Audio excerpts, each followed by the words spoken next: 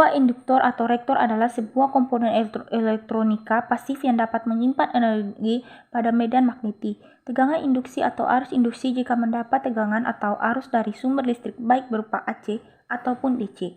Medan dari induktor dapat menghasilkan tegangan listrik berbanding lurus dengan perubahan sesaat dari arus listrik yang mengalir melaluinya. Induktor dapat menimbulkan medan magnet sesuai dengan kebutuhan berdasar pada besar medan magnet yang diberikan ataupun besar arus yang diberikan. Pengertian induktor sendiri merupakan komponen yang terdiri dari lilitan kumparan kawat yang terbuat dari lembaga tunggal yang lilitkan melingkar di inti logam atau bisa disebut sebagai coker.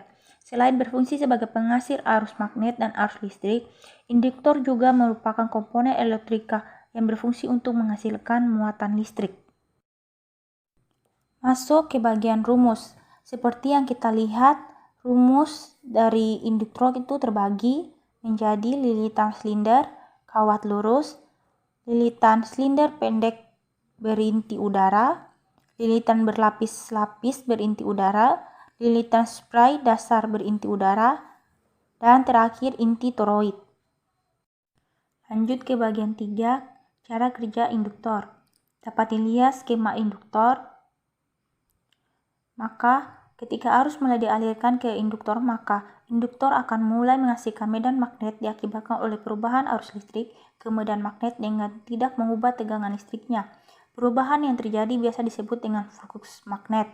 Perubahan arus listrik yang mengalir pada lilitan inti besi akan menghasilkan medan magnet di sekitar kumparan tersebut sehingga besi tersebut akan berubah menjadi magnet selama mendapat arus magnetik dari sumber daya baik berupa arus bolak-balik AC maupun arus searah DC. Biar lebih jelasnya, kita membuat suatu rangkaian listrik yang terdiri dari baterai, lampu pijat, switch, atau terhubung paralel dengan sebuah induktor. Saat menekan switch pada rangkaian, maka lampu yang akan menyala dengan terang pada awalnya sebelum mengalami peredupan pada intensitas cahaya yang lebih rendah.